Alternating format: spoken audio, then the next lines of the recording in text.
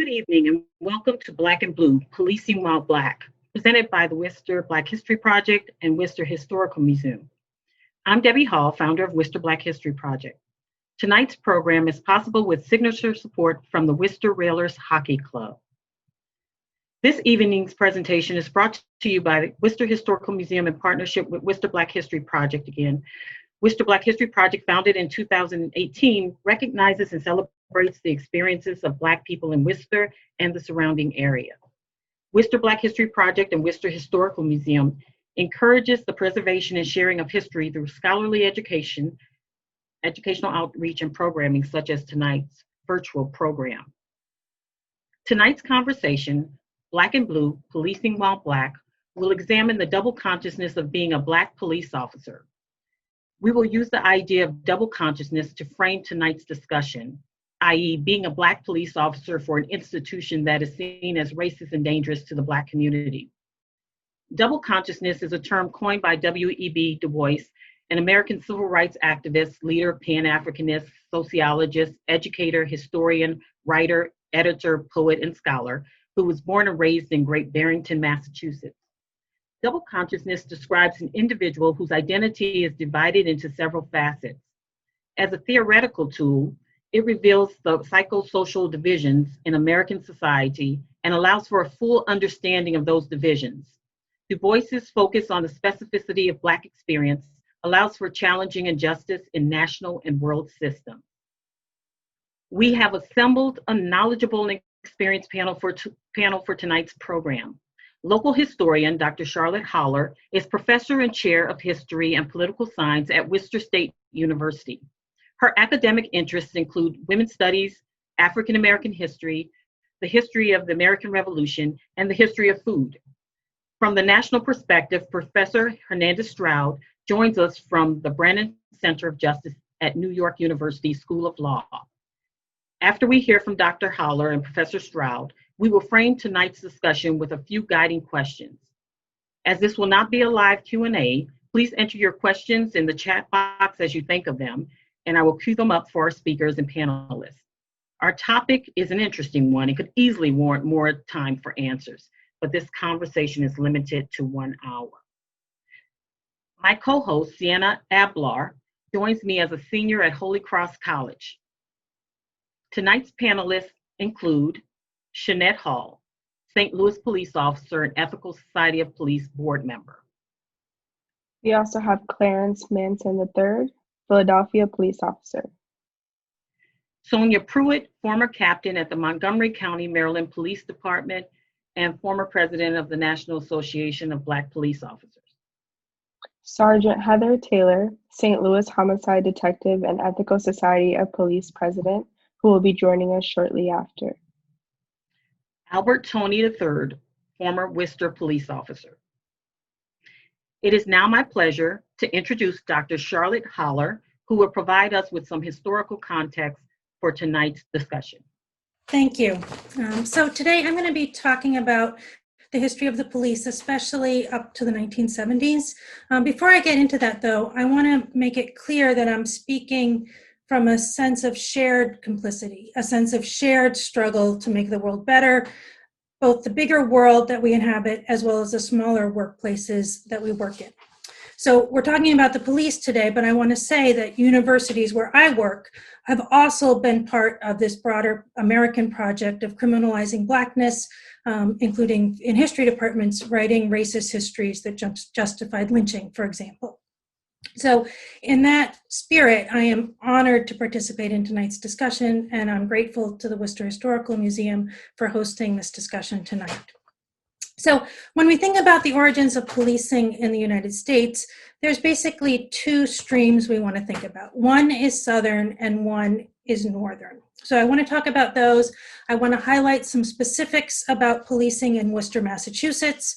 And as I'm doing this, I'm drawing upon the work of Keeanga-Yamahtta Taylor and Khalil Gibran Muhammad, both of whom are excellent historians of race and policing. So let me start by talking about the South. When we look at the South, we're seeing the origins of policing as a system to support slavery, specifically starting with slave patrols, that are sort of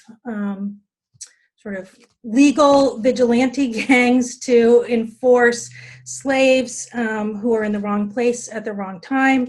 As we move into the Civil War and after the Civil War, you see police officers working to move people who have just gained their freedom into bondage. The new bondage of convict labor through enforcement of vagrancy laws. During the Civil Rights Movement, many of us, maybe all of us, have seen the sort of powerful images of Southern policemen, such as in Birmingham, using police dogs on peaceful civil rights protesters or fire hoses. So that's the Southern story, to paint in very broad brushstrokes.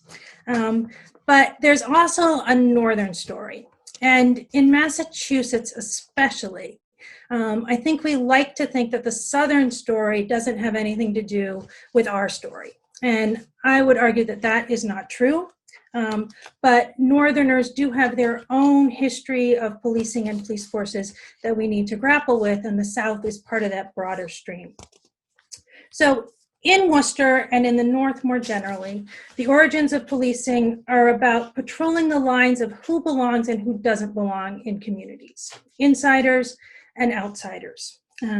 It's about targeting Native Americans as well as Blacks. It's about policing poor people and immigrants and striking workers as well as Black people. Until the 1870s in the North and in Worcester, policing was one of the spoils of office. So political parties in power, they give out jobs. Police officer is one of those jobs. In 1888, you start to see the state and Worcester move towards professionalization of the police force. So it becomes a full-time job. It becomes a permanent job. You start to have civil service exams, incentives for college degrees, professional training, etc. As policing professionalizes, it also becomes a path into the middle class, an opportunity for some kinds of immigrants to get good paying jobs, respect, and power. So in the 19th century and in the early 20th century, if you ask someone in Worcester, a white person, who they thought was criminal and who might need to be policed, they might have included Irish and Italians as well as Blacks. Much of the policing in Worcester in the 19th century was arresting immigrants for drunkenness and workers for going on strike.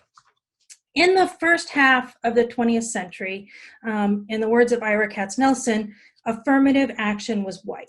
And so you see the movement of white immigrants into middle-class jobs, including police forces. And this was true in Worcester. Pretty starkly, actually. There were no Black police officers in Worcester until 1949. In 1949, 2 Black veterans of World War II joined the force. There were no more African-American hires in Worcester until the 1970s. Judith Smith Levin was the first woman police officer in Worcester. She was the first Black woman on the police force in Worcester. She joined the force in the 1970s. And she was one of 4 Black police officers in a force that was, in her words, mostly Italian and Irish. So I want to conclude just by saying policing today is not the policing of 300 years ago, when a part-time, low-paid constable might force a marginalized person out of their community through violence or threat of violence. Police officers today are not slave patrollers. But as Black people have moved into the job of policing, they have found themselves confronting the legacies of the past. And this has been both in the treatment that they receive in their departments, questions about pay equity, harassment, tokenism, lack of opportunities for promotion. These have all been issues in Worcester, and also the situations that they face in their work and in their communities. So again, I'm honored to be a part of tonight's conversation, to consider possibilities for change, highlight the voices of Black police officers, and have this opportunity to hear how these particular officers have experienced policing. Thank you. Thank you, Dr. Haller, for your historical perspective. It is my pleasure to welcome Professor Hernandez Stroud, who will discuss larger national patterns in public policy. Thank you. We are living in a moment of anti-racist revolution. And this past spring and summer, people of all races, all ethnicities, all genders, and all backgrounds stood together in solidarity for racial justice in large cities like Los Angeles, Washington, and New York. But smaller demonstrations erupted in places you might not expect, like northeastern enclaves such as Nantucket, Massachusetts, in small rural western towns, in mid-sized cities, and in wealthy suburbs. These activists, these protesters, veteran and new recruits alike to the cause, pushed some policymakers to consider ways to rethink aspects of policing, like holding violent police officers accountable, to ban chokeholds and no-knock warrants, to reimagine policing, shifting funding from punitive law enforcing to social services, and to the end to the end of the practice of marshaling armed and dangerous militarized officers to respond to incidents in which the suspect is neither armed nor dangerous. And Professor Holler's cataloging of the roots of policing as originating in the enslavement of Black people raises a constitutional question worthy of discussion. And if we had more time this evening, we could discuss how the pillars of the entire US criminal punishment system, not just policing, but also prisons and capital punishment, all have roots in racialized chattel slavery. But sadly, we don't. So back to my point, Professor Holler's telling of history raises, to my mind, an important constitutional question for consideration as we're considering ways to respond to racialized incidents involving police. And so the question is this: does Congress, under the Constitution, possess the authority to abolish aspects of policing that disproportionately affect African Americans, descendants of the former slaves? Before we can answer that question, we need to take a step back and consider some background.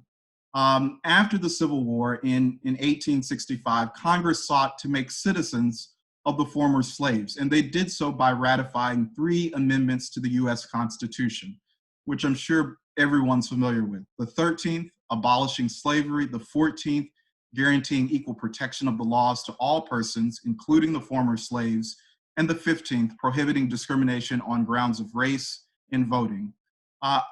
I want to focus on the 13th Amendment, which has 2 sections. The first section, which we've gone over, abolishes chattel slavery and other forms of compulsory labor, denying an individual right to liberty. And then Section 2 gives Congress the power to enforce that ban against slavery by appropriate legislation. Back in 1883, in the civil rights cases, the Supreme Court asserted that Section 2 of the 13th Amendment empowers Congress to essentially pass all laws that they deem necessary for abolishing all badges and incidents of slavery in the United States. But the question is, what does that mean? What, in other words, qualifies as a badge and incidents of slavery? Is it any trace of race discrimination against Black people, as Justice John Marshall Harlan would have had it in resolving the 1883 civil rights cases?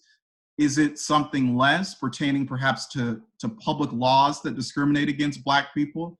What about private discrimination? What about public or private action that simply perpetuates racial inferiority or subordination, as the institution of slavery surely did? And the answer is not clear. There is no accepted understanding of what a badge or incident of slavery is. But say one takes the racist origins of policing in America, this idea, as Professor Holler helps us understand with history, that it is most challenging, if not impossible, to divorce American policing from enslavement, from slave patrols, Black codes, miscegenation laws, poll taxes, courthouse lynchings, redlining, housing discrimination, and mass incarceration.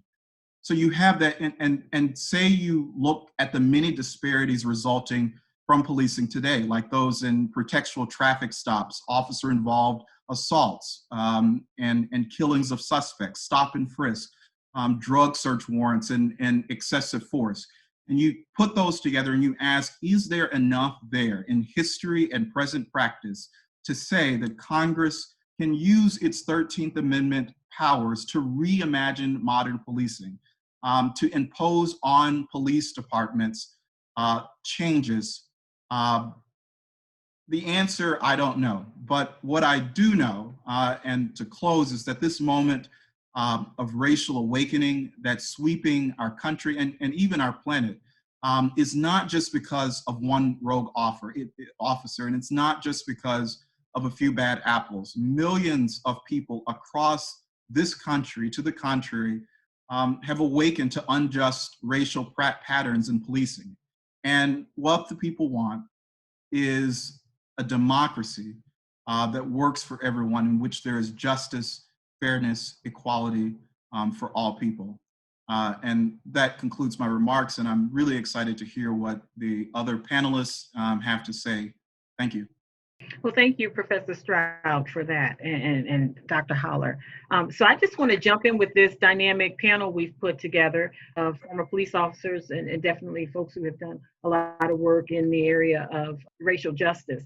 I want to start with a very basic question, and using this idea of double consciousness that we started off with, that Du Bois talks about, and listening to the historic origins of policing and kind of how it's evolved.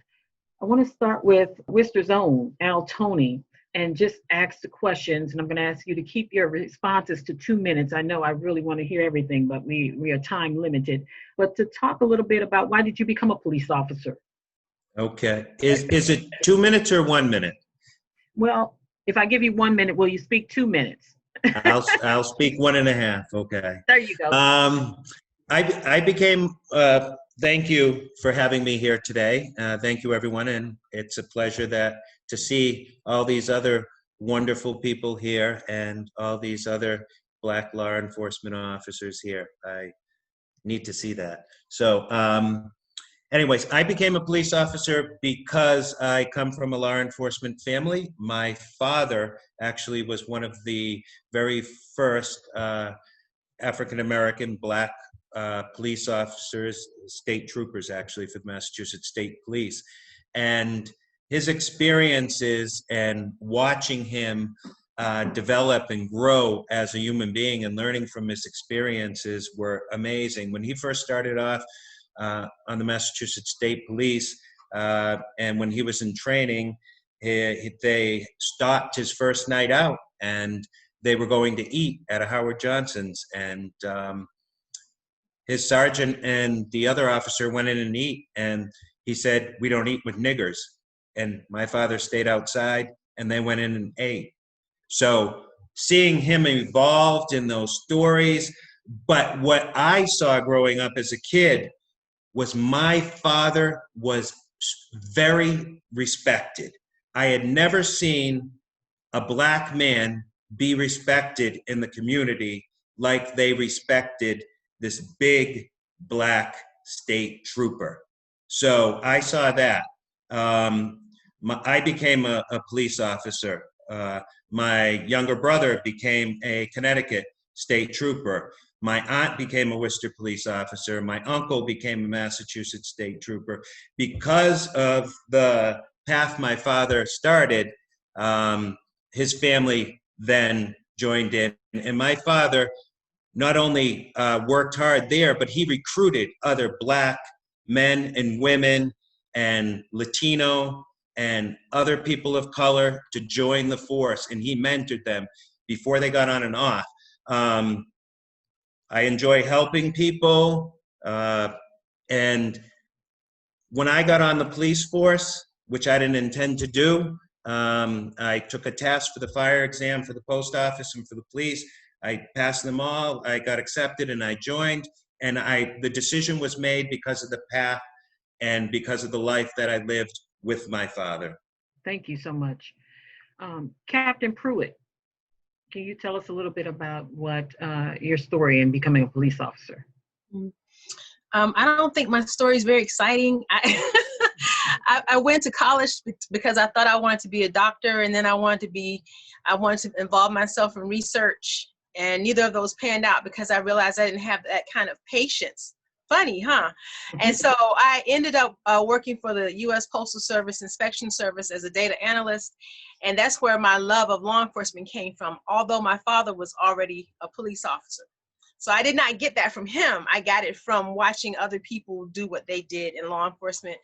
I wanted to be outside. I wanted to be around people. I wanted to have a different day every day. And so I became a police officer. And so my gift, as far as protecting and serving, which I took very seriously, did not really come about until after I became a police officer and I saw what was at stake. And then I became very, very involved in how our community, I mean the Black community, was being policed. My biggest challenge, and I always say that Black officers have a choice point in their careers where something happens. And then they realize, okay, I'm gonna have to either be Black or I'm gonna have to be blue. I can't be both. I can come to work and do this job, but you know, is my Blackness so important that, you know, I'm gonna stick to my principles and stand for my community. And I had to make that decision probably about 15 years in. I never looked back, but I have to tell you, and I'm sure my sisters Shanette and Heather, who I do work with quite often, and I love them. They're some of the strongest sisters on the planet. They could tell you there is a third component to that duality that you spoke of, and that is being a woman. So as a Black woman in policing, the challenges are great. They are great, and that could be a whole nother subject and another call all in itself. So that is my story in a nutshell. Wonderful. Thank you. Thank you for that and for introducing those other identities that can complicate things in that line of work. And then Shanette Hall, Officer Hall, can you tell us a little bit about your decision to become a police officer? Sure. Well, first, thank you. Thank you for having me, for sure. So my decision came about in a little bit of a roundabout way. I speak about it all the time. My father, now I think I'm the third person to say this, my father was in law enforcement as well. Growing up, my dad was my best friend, so I wanted to be just like my dad. I wanted to embody everything that he was and how he treated people. I would always hear people come to me and say, hey, you know, your dad helped me here, your dad did this for me. And I wanted to be to other people what my dad was to people as well. We coined the term at one point during another interview, and I like to call him or reference him as an equity referee. And he would always come out and say, oh, no, this person deserves this because of this, and this person deserves this because of this reason. And there weren't very many people like him that did that, at least that I saw. And so I wanted to be just that. And then before I actually got to the point of officially becoming a police officer, I lost my brother to gun violence not too long before I became a police officer. And just seeing how the response was to victims of gun violence, not only those who were afflicted with gunshot wounds themselves, but the family members, that secondary trauma that everybody else receives, I didn't think it was enough. I didn't think it was enough at all. And so for me to be able to come and to help people with what I felt as if I didn't receive as me or being subjected to trauma from gun violence as well, that's what finally led me to doing it.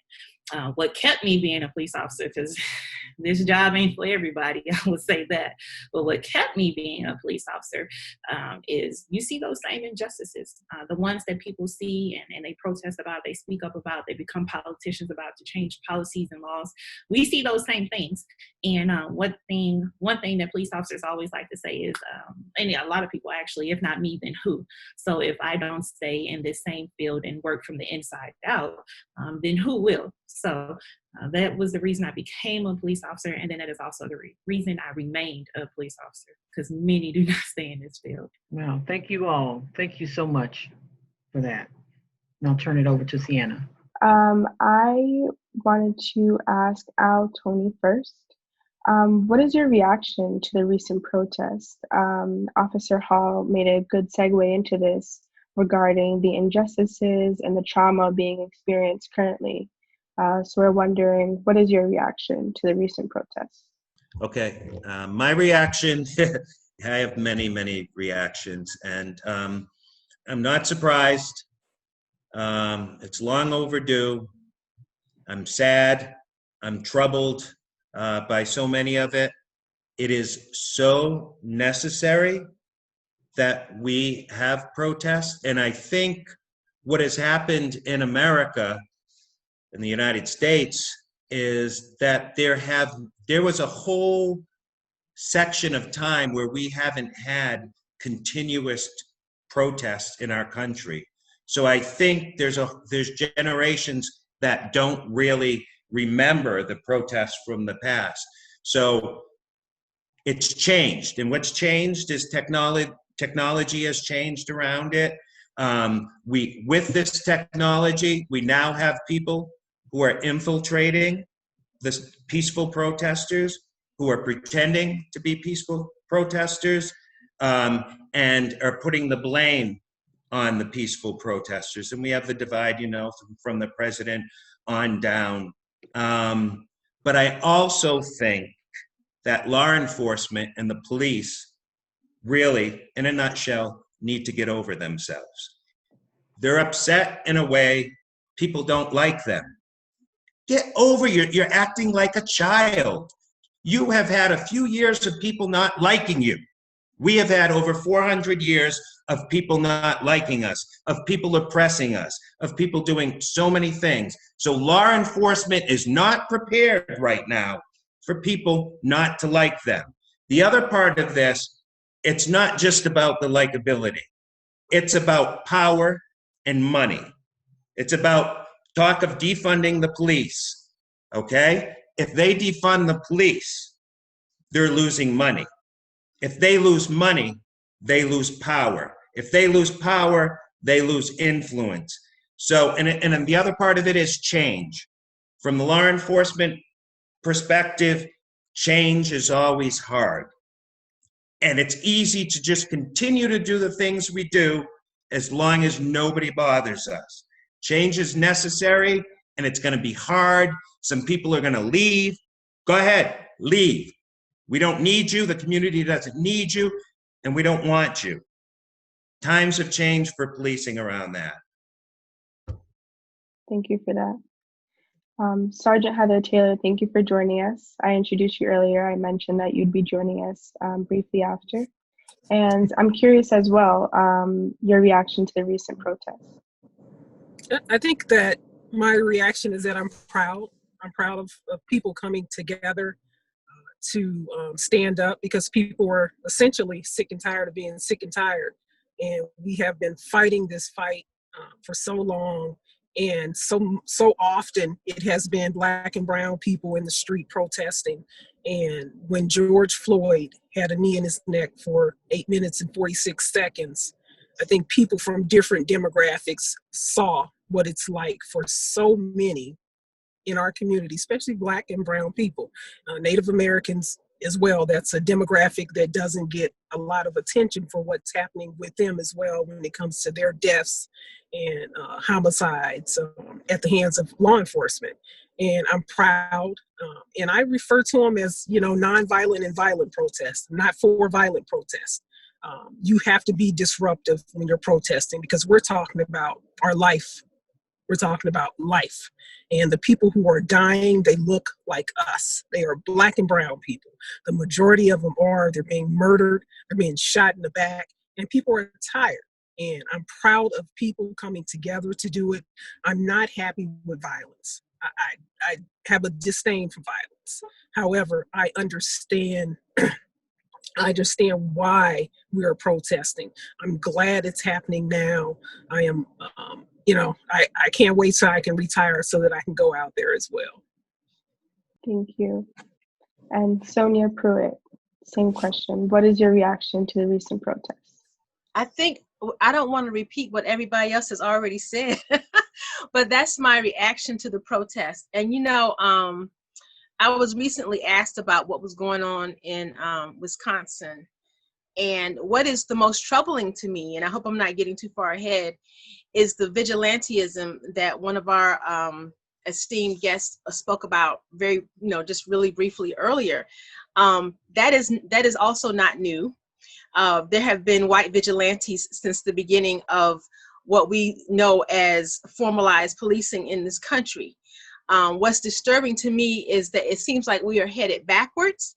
And so now Black people have feel empowered, and our allies, it's not just Black people, it's our allies as well who are feeling empowered to push this message of anti-racism in this country, and they are being attacked just like they were, it seems, back during the civil rights movement. And that is the scary part for me, that people are not able to use their First Amendment rights to protest in this country without facing harm. And so for me, that is, that's standing out a lot for me. That is troubling to me. It's something that I think we need to continue to push the narrative on, that we are against that, and that we will fight. We will fight against that with everything that we have, that our people and our allies have a right to voice our displeasure about anything in this country, because we helped to build this. No, we built this country. Our ancestors built this country.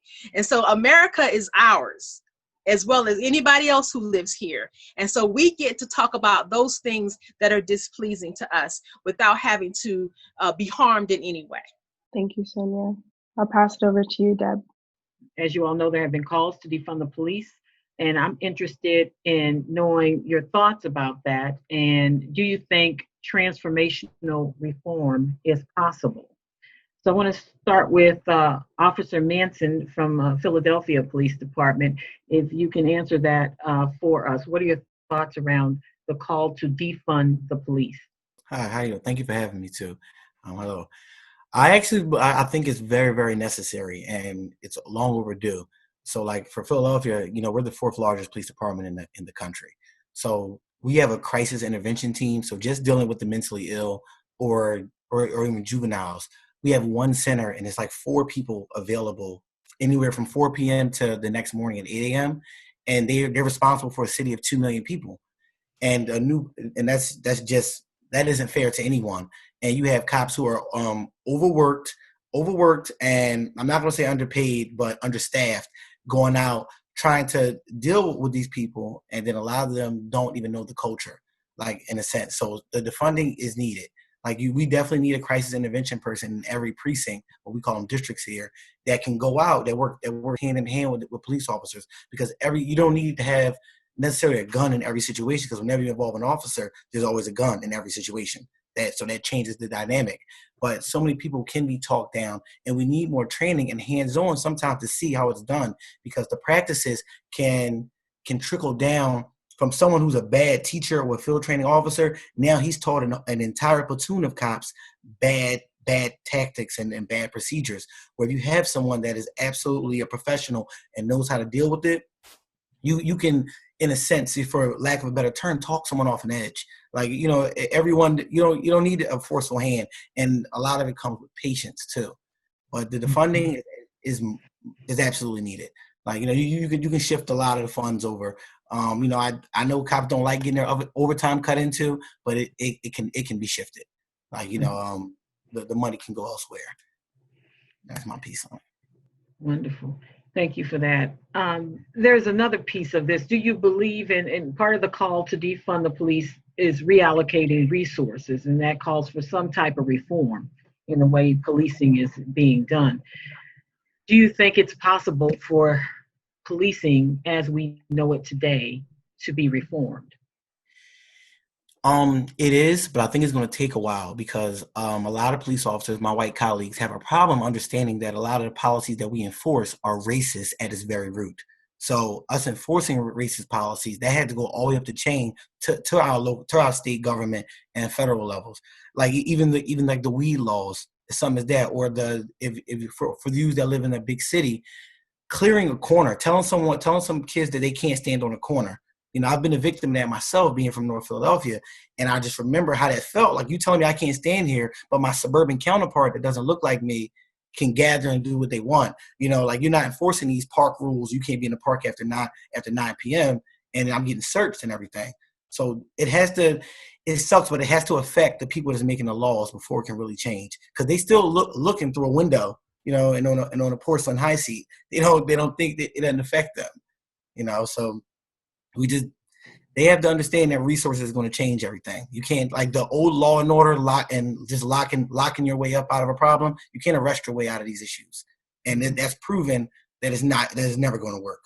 Thank you for that. Professor Stroud, can you jump in and give us your thoughts about defunding the police, calling for reallocation of resources, and your thoughts around is reform possible? Yeah, so defunding, it essentially seeks to eradicate this Jim Crow system of public safety, not merely a two-tiered system, but a system where one tier benefits by extracting from the other. And so to me, defunding the police, divesting money from the back end to provide front end solutions makes a great deal of sense. And there are so many things, like some of the preventative programs that are out there that look at neighborhood violence, that view gun violence not as evidence of community moral rot, but as a public health question.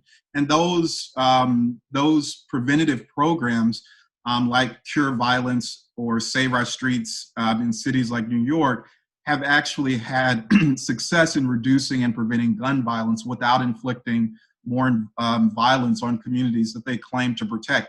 When you look at mental health, Oregon, I think in Eugene, Oregon, there's an organization called Cahoots, which is similar to what the panelist before was talking about, a crisis intervention program. They were able to respond to 20% of the area's 911 calls last year. And they're essentially a team of medics and experienced mental health professionals. And they deal with certain emergencies that they're capable of dealing with, trained to deal with, instead of the police.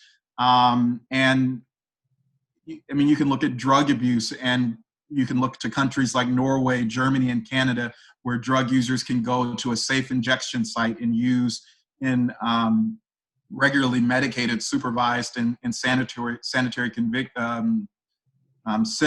And so, and there are also lots of policies like ending qualified immunity. I mean, that's a big topic right now. The essentially qualified immunity allows, gives immunity to police officers involved in cases of constitutional violations, usually excessive force cases. You can, beef up training. I think that there's so many things that you can do. I think it's so possible. I think it's just a matter of political will, and, the police unions have a great deal of power as well. So it really does come down to the people forcing this sort of change on the system. Wonderful. Thank you, Professor Stroud. I want to go to Sergeant Taylor, and I want to take a question just from the audience. There's a question, a comment from someone out of Philadelphia. It says, he says, I live in Philadelphia, where the Fraternal Order of Police put up a billboard a week ago that says, "Back the Blue." While the Fraternal Order of Police does negotiate the contracts of every officer in Philly, it also has a political action committee that takes positions frequently at odds with the values of the Philly electorate and has labeled Black Lives Matter activists as terrorists and animals. So my question is, what does it mean to back the blue? Can you give us your comments, your thoughts on that, Sergeant Taylor? So the first thing, there's no one that is blue that's a person. I do know that we have Black. We definitely have Black, and Black is being black and blued by police officers all around the country. So let's get real here and call the FOP what they are. This organization condones racism. They protect officers who shoot and kill, mostly African-American people. And when you have people fighting for people to get their jobs back who have just literally murdered someone, and you're standing up for someone that you saw on video with their knee in the neck of a man for 8 minutes and 46 seconds, and you're okay with that? But it's so often we want to be labeled as heroes, but we cannot be labeled as heroes when we do cowardly things and don't stand up when we see injustices. How can you be a hero in one breath, and then the next breath you're not standing up for someone that you see that's abused by law enforcement? And police unions historically protect officers. And as a police association president, I like to sleep well at night. So if we have an officer that I believe has committed a crime, hey, here's what your dues pay for. You're going to get an attorney with that, but you're not going to get me publicly or internally fighting for you to keep your job. You might get me behind closed doors trying to help you walk out the door or either walk out in cuffs. Because at the end of the day, I took this job to protect and serve, and nowhere does it tell me as a police association president that I'm supposed to stand up for you when you act a fool, when you become somebody's worst nightmare, when you act like a monster. And I don't care if that monster's black. I don't care if that monster's Asian, white, male, female, whomever you are. If you're a monster as police association presidents and police unions, you should stand up for what's right, whether it's the officer that was wrong or the community that was wrong. And there's either right or there's wrong. And the FOP, the Fraternal Order of Police, for those that don't know, that organization needs to be abolished. We're talking about abolishing something. Let's abolish them. Let's abolish some of these collective bargaining agreements that allow these officers to get away with murder, that protect them, and they use their political steam to pressure politicians who are easily paid off and accept money from them, and then vote accordingly along the lines of the FOP, because the FOP is not here to protect you as black. So there's blue, but that's not a human being. There is definitely black. So I think that a lot of these unions, they get away with too much, and it's important for the community to become involved, and they petition their police departments to dismantle some of these union contracts because they are not for the people. They're definitely not for black and brown people. Thank you for your comment, Sergeant Taylor. I want to go to another question before I turn it over to Sienna, because these questions are so good that I'm getting. I know you don't see them, but I want to pose this one to Captain Pruitt. That fine line that Black police officers walk as being a part of the brotherhood. Did any of you find it difficult to choose what side? Is there pressure that the public is not aware of what goes through your mind on a daily basis on your job? How do you hold up? So there's plenty of that, but I think it comes down to that again, concept of double consciousness, being at once Black and working for an institution that historically has not necessarily been seen as friendly or to certain communities, in the Black community in this case. Captain Pruitt. So I'm going to start off by saying, and I didn't thank you earlier for having me. I was just so excited to start talking. But thanks for giving us a platform to share this information, because we do realize that the public does not know what we go through on the inside. So, I'm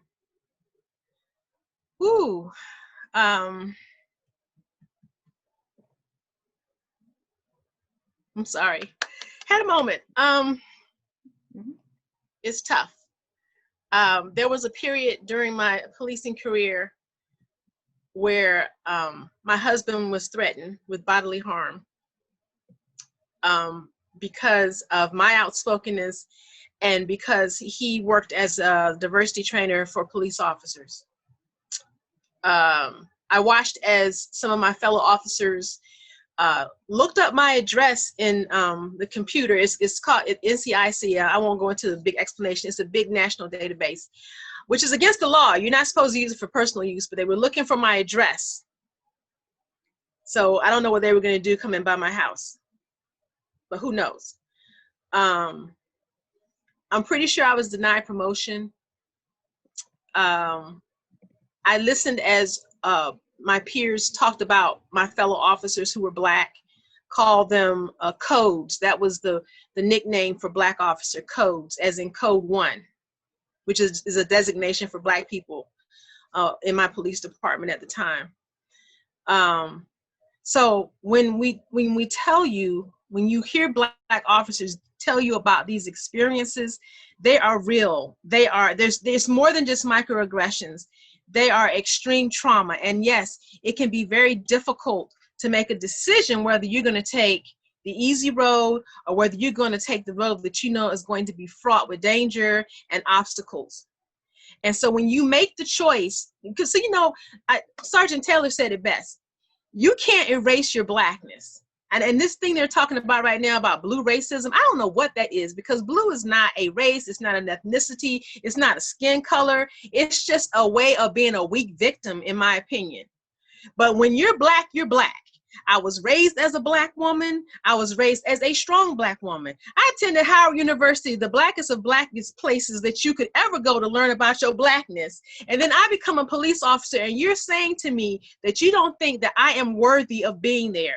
And so I spent my entire career showing them how worthy I really was. But I'm telling you all, it took a toll mentally. It took a toll on my health. It took a toll on my total well-being and the well-being of my family.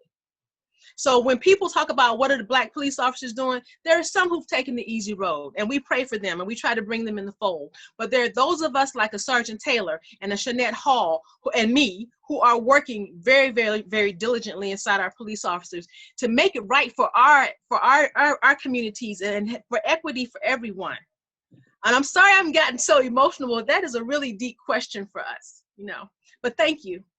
Thank you so much for that, Captain Pruitt. And I know these questions can bring up a lot of emotions and just dealing with that. So I really appreciate you all being so transparent and sharing with us. As happens, I call them guiding questions for a reason, because I knew our audience would come in with some really great questions for folks. And so I want to turn it over to Sienna, and I've asked her to move on to a question about diversity in police departments. I hope you got that, Sienna. I don't mean to throw you off, but you're pretty good at that. And if you can, I definitely like to hear from Al and Officer Menton and Shanette Hall. They do recruiting. But regarding the comment that the chief of police here made a couple of weeks ago about not experiencing racism. So we can start with Al. One of the questions posed was increasing diversity in your respective departments, and whether that is something that can or has changed police culture. Yes and no. So when I first came on the Worcester Police Department, affirmative action was in place throughout the country, and affirmative action was supposed to increase the number of folks within the community, diverse folks within the community in all sorts of departments, in all sorts of careers. And when I joined the police department, that effort was underway. But as a Black police officer entering, I joined at the age, I took the exam at 19. I got on the police force at the age of 20. So before I could legally drink, I was carrying a firearm and patrolling the streets. And a lot of the white officers on the job, and including in my class, thought that I got on the force as a result of affirmative action. Therefore, I wasn't qualified enough. The slot was given to me instead of to a white person who was more qualified. Little did they know that I scored at almost the top of my class, and athletic, all of those things. So affirmative action was good at getting people in the door, but it didn't necessarily support the people who got in the door. And that's where there was a problem. The other part that was an issue, when I joined the police department, we had to form a support group of Black police officers. There was over 16 of us. And we had to form that because we had to deal with the discrimination from our fellow police officers, not from out on the street, from our fellow police officers. We were lucky enough at the time, though, to have a chief who was supportive of our efforts, who was a little bit before his time and allowed this to happen. Had we had a chief who was against this, we would have never had a support group within our department. So there is nothing systematically throughout the country to support Black and brown police officers. It's usually at the discretion of the chief or whoever is in charge. So those are a few things around diversity that have changed. I think more people see more Black and brown police officers, and they are doing what they can, but oftentimes I heard, and it just stabs me in the back. You know, Al, this is from law enforcement agencies. Al, we've been trying to recruit a more diverse force. We're having trouble finding qualified people. We're finding, articulate people. Do you know where we can find them? I'm seeing head shake, so I think other people have heard that as well. Yes, thank you, Al. Officer Manson, if you want to speak more on that, about diversity in the workforce and if it can change police culture. I'm a recruiter for the police department now. I've been in this role since December, and I believe absolutely. So, with us being a very large department, we're only 31% Black, and I wholeheartedly believe our demographics of the department should match the demographics of the city. Philadelphia's more than half Black, and from my experiences alone, my mere presence has helped situations and have stopped police officers that may not know me from doing certain things to people that look like me. Like just my presence alone. And I've seen the way people was treated. Like the question asked earlier, that fine line, you have to draw that line in the sand of which way you're going to go in your career. And I've had to stop officers. I've had to make my presence known and my stance known to move forward. So people, I want them to walk on pins and needles around me. Like, my white colleagues that think that they can do certain things in my community. So getting people qualified, like our department ran into an issue. An article I just posted about 2 weeks ago. My unit gave this reporter the numbers. 70% of our applicants are Black, but yet over 80% of our police academy classes are white. And it's been this way. Like our last 3 police commissioners have spoken on it and said we need to change it. So it's a systematic problem within the recruiting command and up the chain. So even when you move up the numbers, like we have 87 captains, 82 captains, and only 22% of 82 captains are Black in the police department. So the people that's making decisions, and even when you move up the rank, it gets less and less until the only thing that's 100% is our police commissioner, which is, Danielle Outlaw, wonderful Black woman, and I support her 100%. But so you have the bottom that's a little bit Black and a top, but the entire middle is white. And we need the department because you need people you can trust, because the good old boy system, I know you've all heard that term before, runs rampant. A lot of people in the department believe our FOP president, they believe he's racist. His remarks and stances don't help what we think of him. And we have our own association called the Guardian Civic League that had to come out and say, whoa, everyone in the police department does not support this guy running for president, does not support the president. We need to do certain things. And even on the board, the vice president is Black, but he never speaks publicly. It's only John McNesby, which is he's arguably probably the most powerful FOP head in the country. Like this, I don't know how he does it, but we need to change the numbers. Like I believe that will help moving forward, because you have cops that understand the culture. You have cops that doesn't come with the implicit biases as them hiring somebody from the suburbs. When I was in the academy class, I remember a kid asking me, well, if everyone has a problem in the city, why don't they just move? And I'm like, this kid doesn't even understand the housing discrimination, the background, the redlining of everything that went into it, or like them being like, well, what's wrong with the schools? Why don't they send their kids to private school? Like, we're the biggest poorest city in America. Like you don't even see this, like everything that led up to it, and the effects of the last 400 years that's still prevalent today. Thank you so much, Officer Hall. If you had anything else to add on to that. Our police departments do not adequately reflect the communities in which we serve because they made it that way. When we have people who come out oftentimes and they say, well, we just don't have minorities wanting to apply to be a police officer anymore. Nobody wants to be a police officer anymore. Those are all comfort words, and those are all narratives that we force, or that they force upon themselves to make them feel comfortable with their prejudice and indifferent and almost even racist practices that are put into place to keep minorities out of their police departments. With that being said, when people look at such things and they'll say, well, how do you keep minorities out of the police department? If they want to apply, then they can just go ahead and be a police officer. No. Full stop. Such things that are structurally put in place to keep minorities out of police departments are drug qualification, drug lines, where we can see that you cannot We'll have, I've seen such drug policies that say you cannot be a police officer if you use any type of illegal substance within the last year. This includes everything from marijuana on up to cocaine and anything else. What we will see is oftentimes younger generation and even minorities may seem to have be using marijuana within the last year, but not so much as of cocaine. So if we implement this rule, that's another way to kind of keep people out of the door.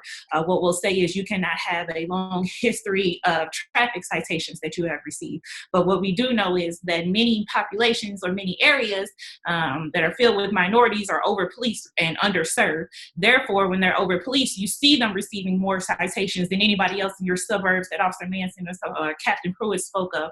So here, yet again, you're going to receive a bunch of applicants that have that type of history.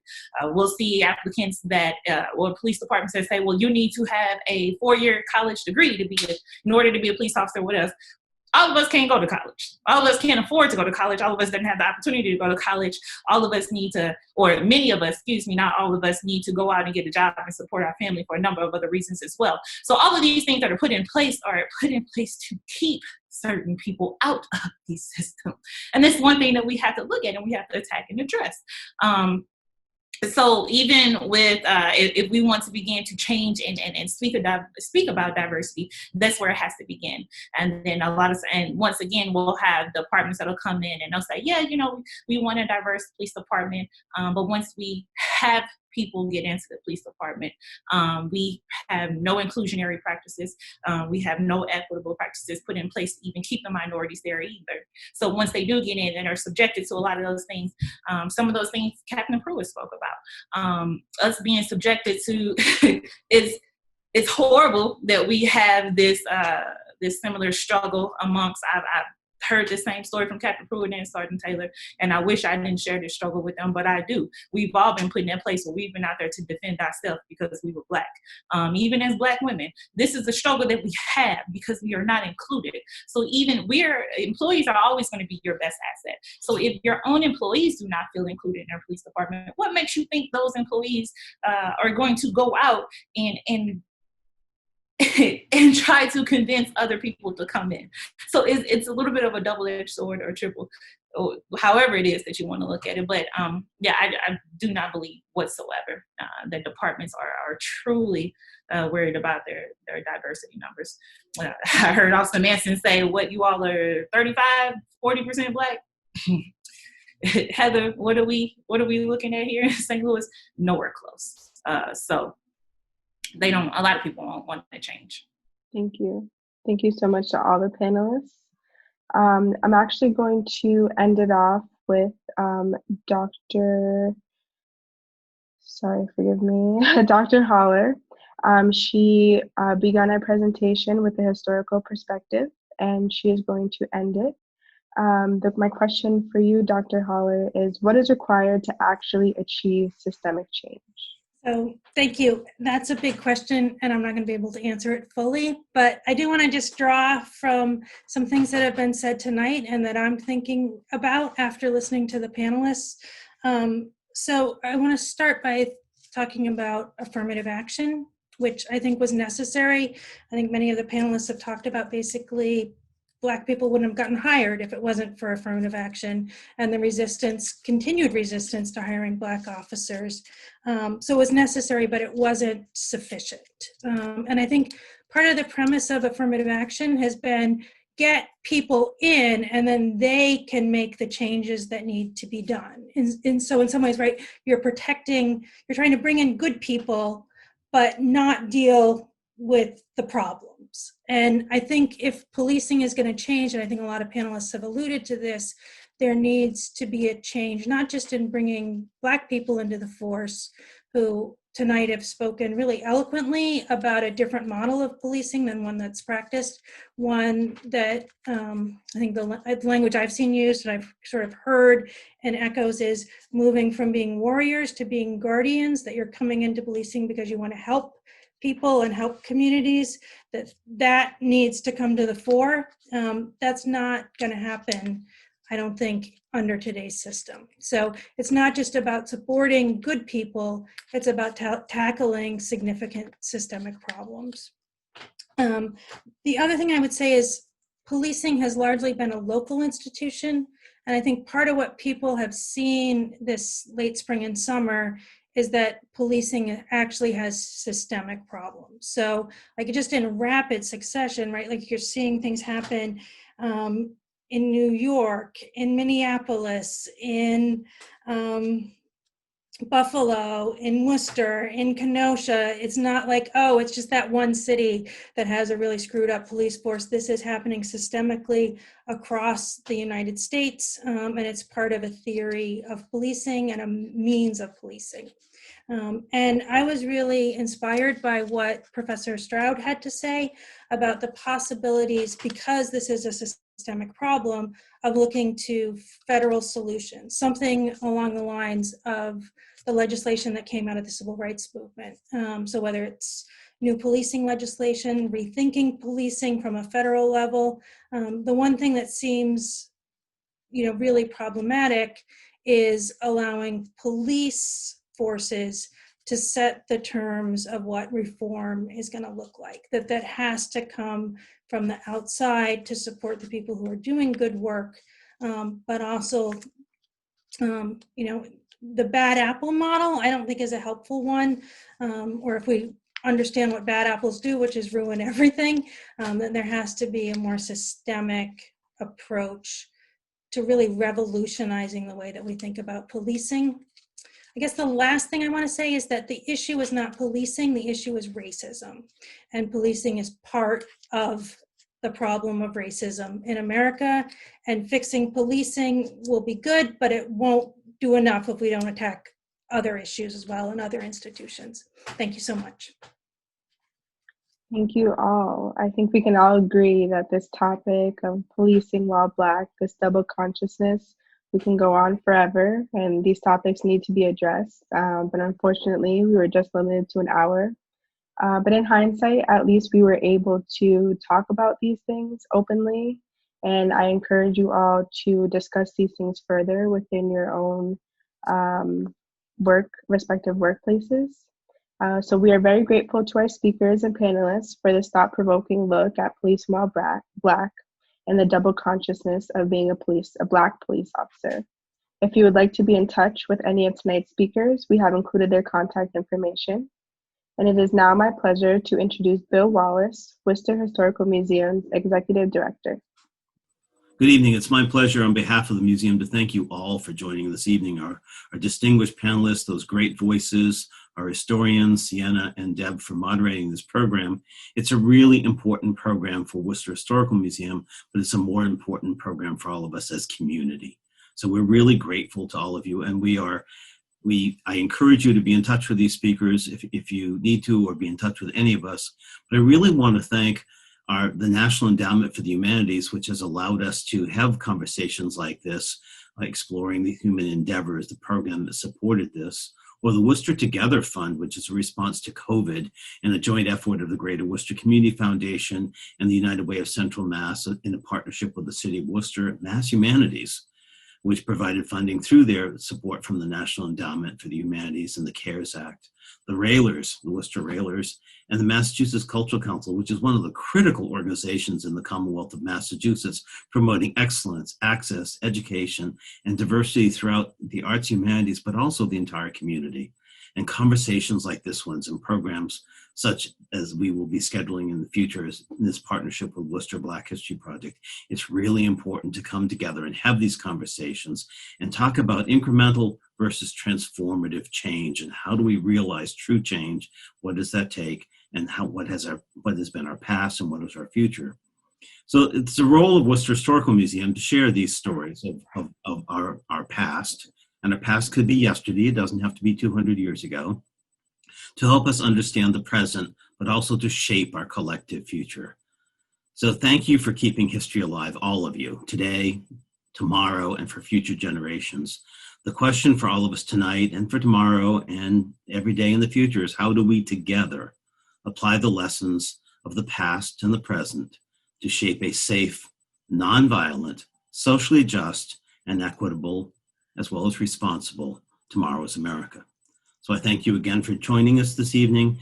I encourage you to stay in touch with the Worcester Black History Project and the Worcester Historical Museum through our websites and our social media, and join us again in the near future. On behalf of everyone, thank you and good evening.